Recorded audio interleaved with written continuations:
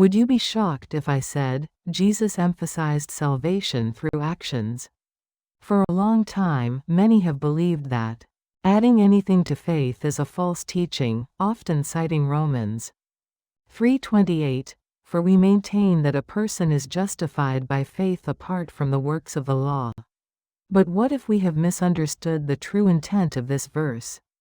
Before we interpret Paul, let's look at what Jesus himself actually said.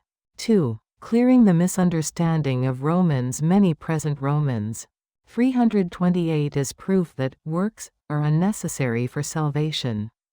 However, when Paul says justification is apart from the works of the law, he is explaining that ceremonial acts without faith cannot save us. He is not saying that a believer's actions are irrelevant. In fact, Paul clarifies this in the very same letter, in Romans chapter 213. For it is not those who hear the law who are righteous in God's sight, but it is those who obey the law who will be declared righteous. Paul had already established that obedience is a prerequisite for being declared righteous. He didn't repeat it in chapter 3 because it was a given. Therefore, the faith mentioned in Romans chapter 328 is not a faith devoid of action, but a faith that presupposes action. To teach that works are unnecessary is a grave misunderstanding of the Bible. 3. The direct words of Jesus, only he who does the will.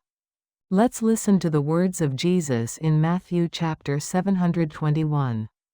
Not everyone who says to me, Lord, Lord, will enter the kingdom of heaven, but only the one who does the will of my Father who is in heaven. Anyone can say, Lord, Lord, with their lips. However, the gates of heaven open only to those who live out the word.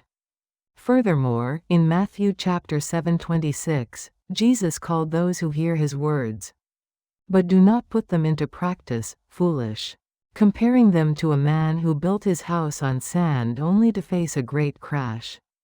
4. The narrow door and the evidence of faith. Jesus emphasized the living faith even more in Luke chapter 1324. Strive to enter through the narrow door, for many, I tell you, will seek to enter and will not be able. If salvation were attained by a mere verbal confession, why would Jesus describe the door as narrow and command us to strive? It is because passing through that door requires a concrete transformation, hating sin, loving God more than money, and even loving one's enemies. Can this be done by lips alone?